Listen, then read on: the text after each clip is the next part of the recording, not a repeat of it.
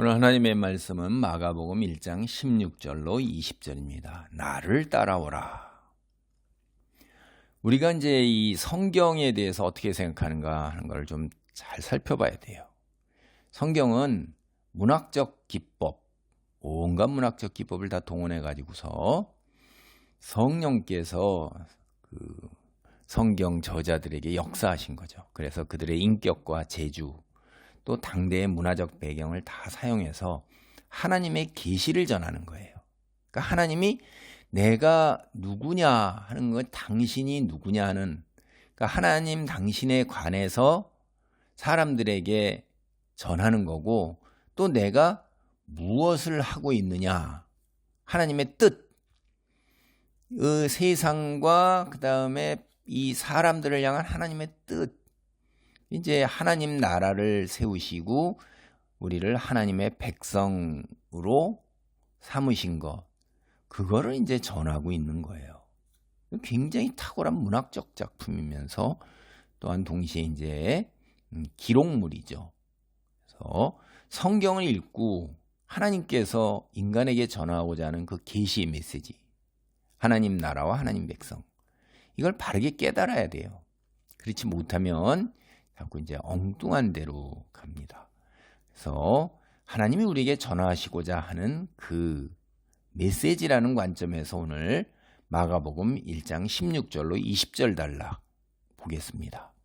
먼저 16절입니다. 갈릴리 해변으로 지나가시다가 시몬과 그 형제 안드레가 바다에 금을 던지는 것을 보시니 그들은 어부라. 근데 이제 여러분이 이런 생각도 해볼 수가 있어요. 이제 예수님이 오셨을 때 지역이 굉장히 많은데 왜 갈릴리 해변에서 제자를 부르셨을까? 예루살렘에 가면 굉장히 많은 사람들이 있고 배운 사람들도 많고 종교적으로 탁월한 사람들도 많잖아요. 바리새인뿐만 아니라 사두개인도 있고 뭐 제사장 그룹도 있고 그렇잖아요. 그게 이제 여러분이 그런 생각을 해보면 갈릴리 해변, 이제 사람마다 영적으로 눈 뜨는 정도가 다르니까. 그런데 첫 번째, 혼돈을 물리치고 질서와 생명을 채우는 거예요, 이게. 그러니까 갈릴리 호수가 얼마나 넓은지 바다라고 부른단 말이에요. 이게 이제 히브리어 표현에서 온 거예요. 그게 우리가 민수기나 이제 여호수아 이런 데 살펴보면 이미 그렇게 나와요. 이 고대 근동 문화, 그때 예수님 당대하고 그 이전부터 살았던 출애굽 시대 이런데 이게 다 고대 근동이잖아요. 그런데 사람들의 그 생각, 그리고 이제 구약 성경 이걸 배경으로 보면 바다가 뭐냐? 문학 작품이라고 그랬잖아요, 제가요. 바다를 바다로 하지만은 그 속에서 은유와 수사학적으로 상징을 해서 메시지를 전하는데 혼돈이에요, 혼돈. 굉장히 큰 인간이 제어할 수 있는 어둠의 신, 문맥 속에서 여러분 그런 걸 발견할 수가 있어요. 많은 경우에 그렇다 이 말이에요. 그래서 고대 근동문화 속에서 구약 성경의 바다 이러면 인간의 힘으로 통제할 수 없어요. 무질서의 상태예요, 그게. 그리고 어둠과 죽음의 세력이 지배하는 곳이에요. 정말 무섭죠. 바다에 나가면 갑자기 광풍과 돌풍이 물었으면 흔적도 없이 다 사라지잖아요. 인간의 힘으로 어떻게 할 수가 없어요. 그래서 우리가 태초에 하나님이 창조를 하시니라, 태초에 하나님이 창조 후에 뭘 하셨어요? 빛이 있으라 하셨잖아요. 그러니까 혼돈과 공허와 흑암이 가득 찬 바다를 생명과 질서의 상징인 빛을 창조해서 세우신 거예요. 땅이 혼돈하고 공허하고 흑암이 깊음 위에 있고 이렇단 말이에요. 그럴 때 하나님의 영이 수면 위에 운행하시면서 빛이 있으라 하시는 거잖아요. 무서운 거죠, 이게. 혼돈과 공허, 흑암, 얼마나 깊은지. 그래서 예수님도 이 혼돈의 장소인 바닷가에서 제자들을 부르시는 거예요. 혼돈을 물리치고 생명과 질서의 상징인 빛으로 채우는 거예요. 이게 여러분이 여기까지 이르면 영적으로 민감한 사람은 창조구나라고 딱 느낄 거예요. 예수님 새 창조하러 오신 거예요. 성경이요, 처음에 태초에 하나님이 천지를 창조하시니라 그러는데 요한계시록 마지막에 뭐죠? 새하늘과 새 땅을 보니, 새하늘과 새 땅을 창조하시고 이전 것 없어요. 그리고 하늘나라가 이 땅에 내려온다 이 말이에요. 그리고 하나가 돼요. 이게 새 창조, 그러니까 창조와 새 창조가 우리에게 전하는 메시지예요. 창조예요, 결국. 성경 큰 틀에서. 왜? 하나님 나라를 세우셔서 이제 악이 없는 거예요, 그때 되면. 그래서 예수님도 새 창조예요. 두 번째, 일찍이 여호와께서 이 갈릴리 지역을 영화롭게 하시겠다고 약속하셨어요. 여러분 이사야서 이제 보면 나와요. 9장 1절로 2절. 그래서 예수님께서 갈릴리 지역에서 사역을 시작하셨다? 그건 하나님께서 이미 앞서서 선지자들을 통해서 이야기하신 예언이 성취된 거라 이 말이에요. 그래서 이어지는 이제 1장 21절 보면 가버나움 해당에서 나오시죠. 이 가버나움이 어디죠? 가버나움이 납달리 지역이에요. 예수님께서 제자들을 납달리 지역에서 부르신 걸 알 수가 있어요. 이것도 또한 창세기 49장 21절하고 연관돼요. 예수님께서 아름답고 기쁘고 좋은 소식인 복음을 선포하기에 제자를 부를 때 아름다운 소리를 바라는 사람이 누구예요? 여기에 보면 납달리 사람이에요. 그러니까 납달리 사람이 아름다운 소리를, 여러분이 성경에 읽을 때 이렇게 이 앞에서 있었던 일들을 다 예언해서 성취해가는 이런 것들을 이제 보이기 시작한다면 여러분 영적으로 상당히 올라서 있는 거예요. 그래서 갈릴리 바다를 누가 차지하고 있냐면 그쪽 부분에 갈릴리는 납달리 사람이 신명기 33장 23절을 보면 모세의 축복에서 이미 차지한 거예요. 너는 서쪽 바다 쪽과 남쪽을 차지할지어다. 이렇게 된 겁니다. 오늘 마가복음 1장 17절을 봅니다. 예수께서 이르시되 나를 따라오라. 내가 너희로 사람을 낚는 어부가 되게 하리라 하시니 곧 그물을 버려두고 따르니라. 아니 여기서도 또 이런 생각을 해야 돼요. 아니 그 하고 많은 직업 중에서 왜 어부를 택하실까? 사람을 낚는 어부라는 이런 비유가 딱 맞기 때문에 이 비유를 하려고 어부를 택하셨다. 뭐 이렇게 생각할 수도 있어요. 근데 제가 지금도 여러분한테 이렇게 얘기해 보면 항상 신약은 구약의 성취라는 관점에서 보면 굉장히 많은 부분이 맞아 들어가요. 여러분 에레미야 16장 16절을 보면 이게 이제 바벨론 포로로 끌려갔던 그들을 귀환시키는 문맥에서 새 출애굽을 하는 거예요. 이들이 바벨론 포로에서 돌아오는 것을 새 출애굽이라는 인식을 이미 유대 사람들은 하고 있었어요. 노예되었던 곳에서 해방되는 게 출애굽이잖아요. 그래서 이때 어부가 이스라엘을 모으는 자로 등장하여 여호와의 말씀이니라 내가 많은 어부를 불러다가 그들을 낫게 하며, 이게 에레미야 16장 16절 상반절이 이렇게 나와요. 그러니까 예수께서 새 출애굽을 통해서 새 이스라엘 백성을 모으는 사역을 한다. 그러면 제자로 어부를 부르시는 거예요. 근데 여기도 이제 우리가 보면 여기 보세요. 그물 던지는 것을 보시니 그들은 어부라. 당연히 그물 던지니까 어부잖아요. 예수께서 내가 너희로 사람 낚는 어부가 되게 하리라. 그러니까 어부다. 아니 어부라는 말이 나왔는데 다시 또 어부라는 말을 왜 이렇게 자꾸 할까요? 이게 일부러 그러는 거예요. 의도적으로. 에레미야 앞에 제가 16장 16 상반절 읽었죠. 이스라엘 모으는 자가 누구예요? 어부예요. 예언이 어떻게 되는 거예요? 성취되는 거예요. 예수님께서 안드레와 시몬에게 사람을 낚는 어부가 되게 하리라 이렇게 분명히 약속하시죠. 이 약속이 의미가 있는 겁니다. 첫째, 이게 당대 그리스 로마 그때 문화적 배경으로 보면 사람들의 어부다 그럴 때 그 사람들은 뭘 떠올리냐면 문화적 배경에서 선생님을 가리키는 거예요. 그러니까 예수님께서 제자들을 가르쳤는데 뒤에 보면은 제자들 역시 예수님 뒤를 이어서 어떡하죠? 가르치는 사역을 하시잖아요. 그래서 1장 22절이나 22절, 27절 보면 가버나움에서 예수님이 제자들과 함께 가르치는 사역을 하는 것을 우리가 볼 수가 있습니다.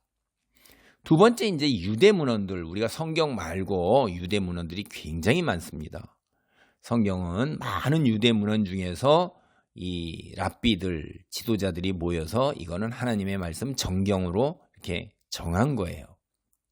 이스라엘 유대 랍비들이 정한 겁니다. 우리는 그걸 그냥 받아들이는 거고, 유대 문헌을 보면 많은 유대 문헌도 성경을 이해하는데 굉장히 큰 도움이 엄청 됩니다. 학자들은 이걸 뭐 성경과 거의 같은 그런 이런 이렇게 이해하는데 반열에 놓고 봐요. 벨리알이라고 나와요. 벨리알. 벨리알이 뭐예요? 사탄이에요, 이게 벨리알이. 그러니까 벨리알의 세 가지 그물을 조심해라 이래요. 이러한 이야기를 배경으로 하면 사람을 낚는 어부가 사탄의 그물에서 그 물고기, 사람들을 빼내서 하나님의 그물로 옮겨놓는 사람이에요. 이 어부가.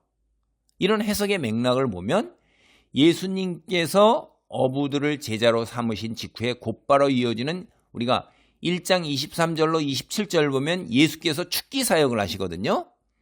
그러니까 귀신 들린 자가 누구예요? 사탄의 그물에 걸려 있는 거예요. 사탄에게 매여서 포로가 돼서 노예 노릇하고 있는 거잖아요. 삶이 파괴된 거예요. 파멸된 거예요.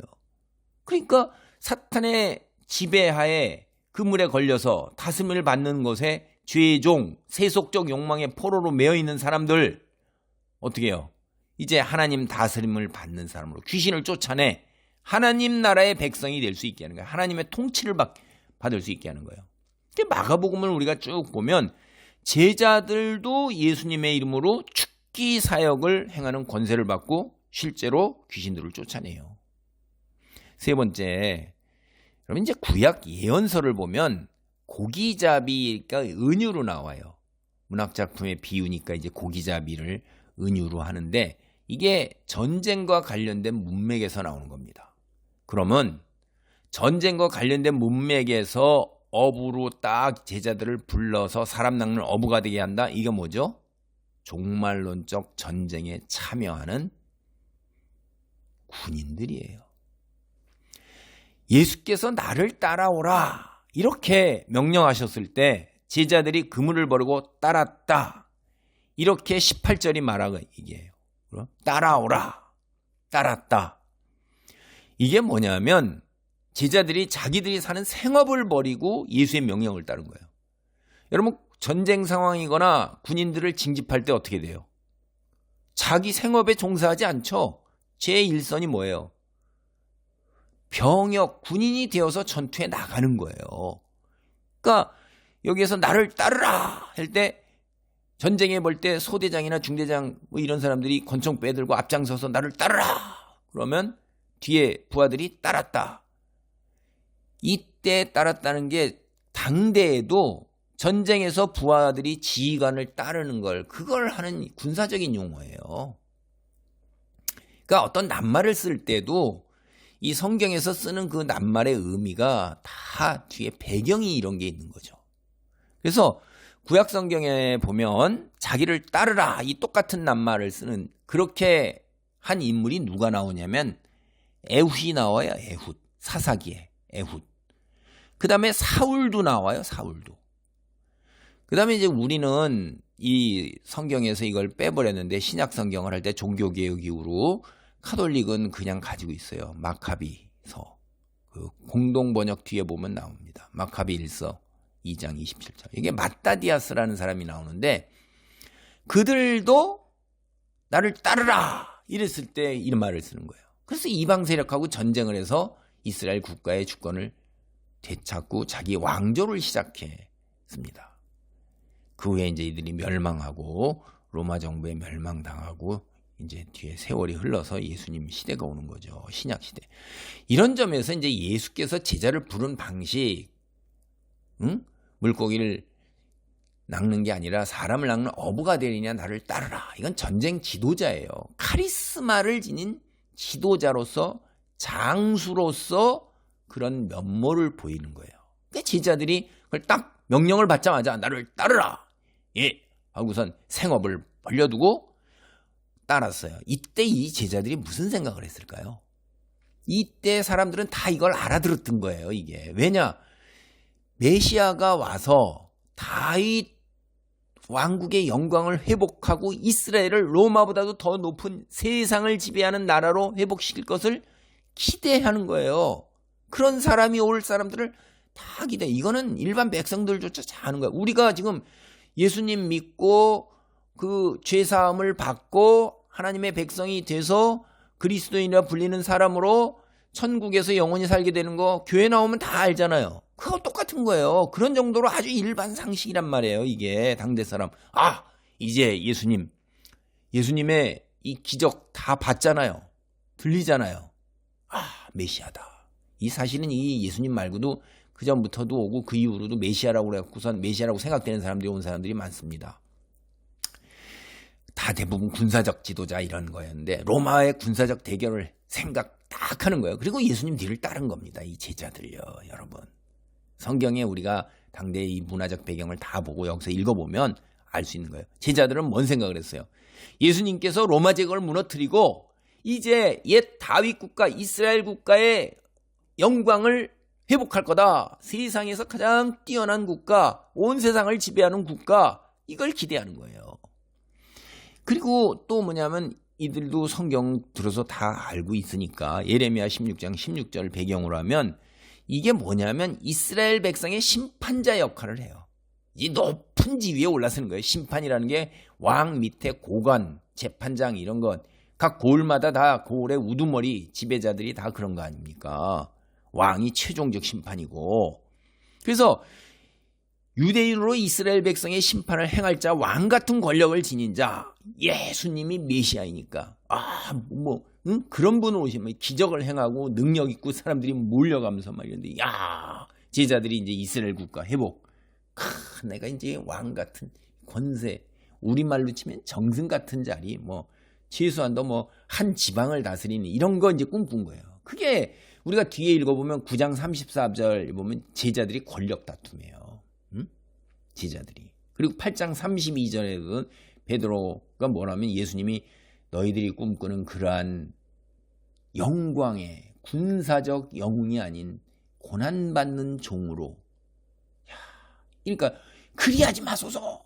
영광의 메시아가 돼야 되지 않습니까? 이렇게 하는 거죠. 그럴 때 사탄아 뒤로 물러가라. 꾸짖잖아요. 이게 뭐냐면 다 10장 37절도 먹어요. 야고보와 요한이 예수 다음으로 내가 높은 권자 이걸 요구하잖아요. 어머니까지도 그렇게 합세하고 그러잖아요. 참 이게 뭐냐면 다 이때 제자들은 딱 눈이 뭐든 거예요. 예수님 뒤를 따라가면 회복된 국가에서 엄청나게 높은 지위, 심판자의 지위를 기대한 거예요. 이게 떡 줄 사람은 생각도 안 하는데 김치국물 마시고 오해하고 이러는 거죠.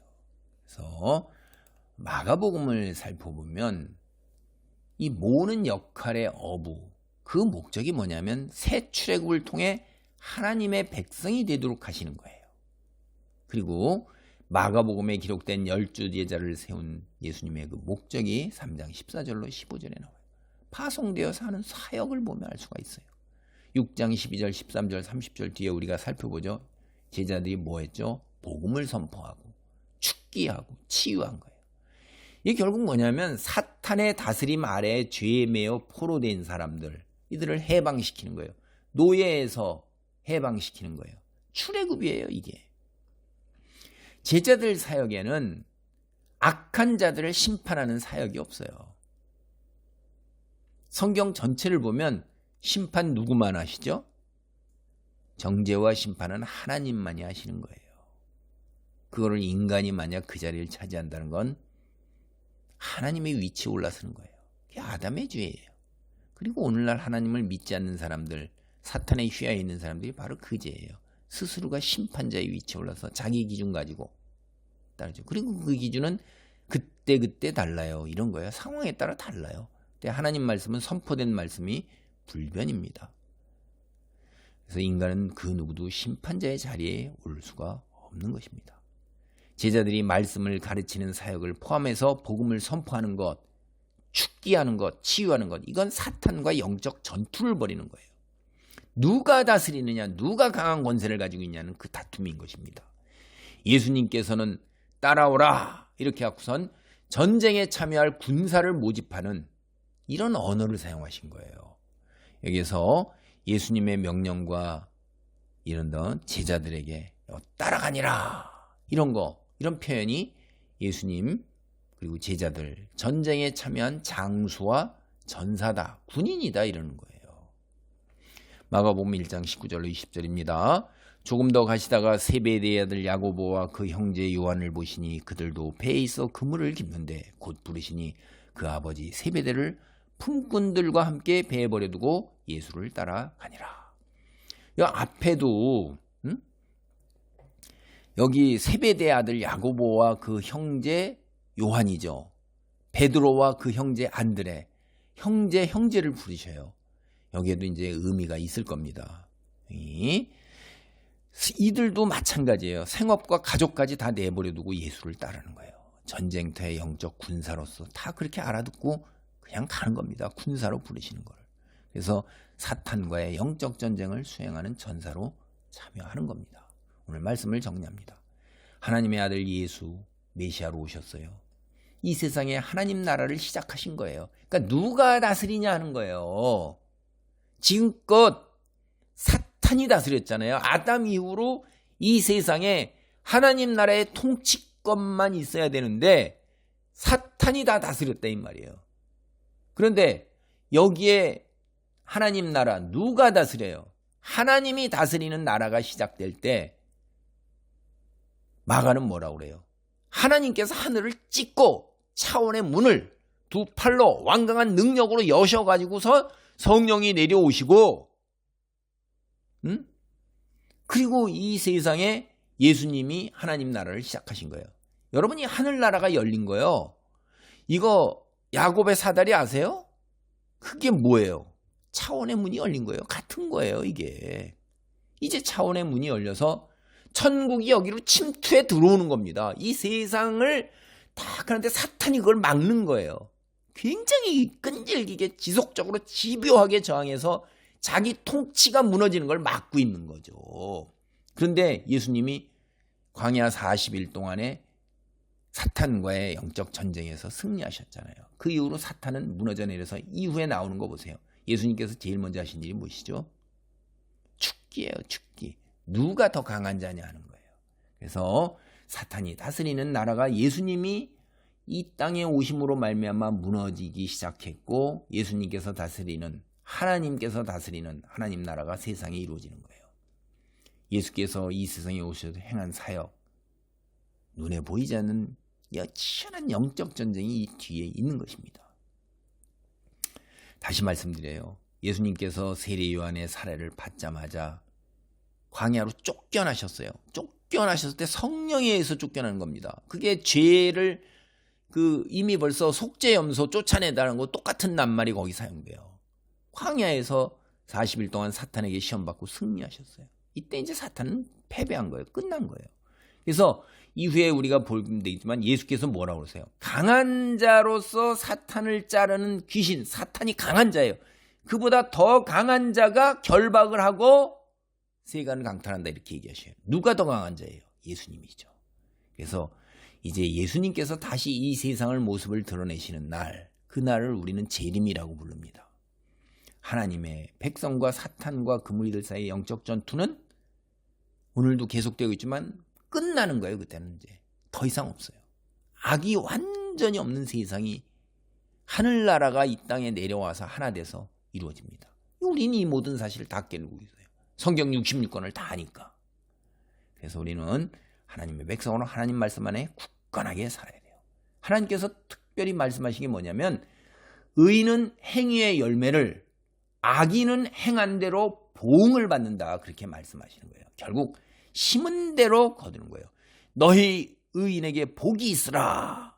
그들은 행위의 열매를 먹을 것이요 악인은 화가 있으리라. 그들의 손으로 행한 대로 보응을 받을 것이니라.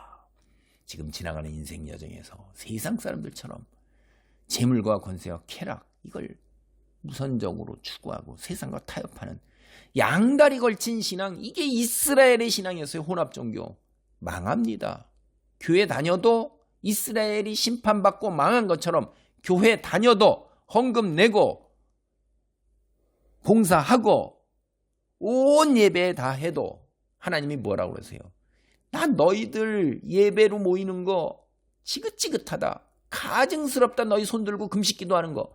너희 온갖 헌물을 다 갚아치는 거, 그거 다 내 거고, 나 그거 정말 지긋지긋하고 가증스럽고, 응? 그게 대해서 아주 싫다, 이렇게. 그런 거 하지 말라는 거예요. 여러분이 돈 많이 갖다 바치고 엄청나게 새벽 기도서부터 일주일 내내 교회 가서 살아고 온갖 봉사를 다 해도 하나님이 싫다고 그러십니다. 도대체 뭘까요? 먼저 하나님 말씀을 나라의 법으로 해서 살아라 하는 거예요. 종교 행위가 여러분의 하나님 백성된 거를 드러내는 게 아닙니다. 그게 중요하지 않다는 이야기가 아니에요. 그거 굉장히 중요합니다. 뭘로 중요해야 돼요? 하나님의 백성으로 사는 반응으로서 그게 오는 거예요. 그걸 해서 내가 이 땅에 하나님께서 재물과 권세와 쾌락, 형통을 주실 거라고 생각하는 게 양다리 걸친 신앙이에요. 무당처럼 치성 들여서 얻는 거라는 거예요. 그거는 반응으로서 당연히 그렇게 오게 되는 수준으로 가야 되는 것입니다. 기본 본질이 뭐예요? 하나님의 백성으로 사는 삶입니다.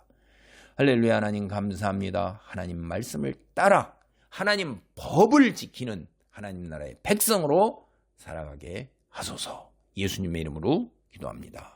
아멘.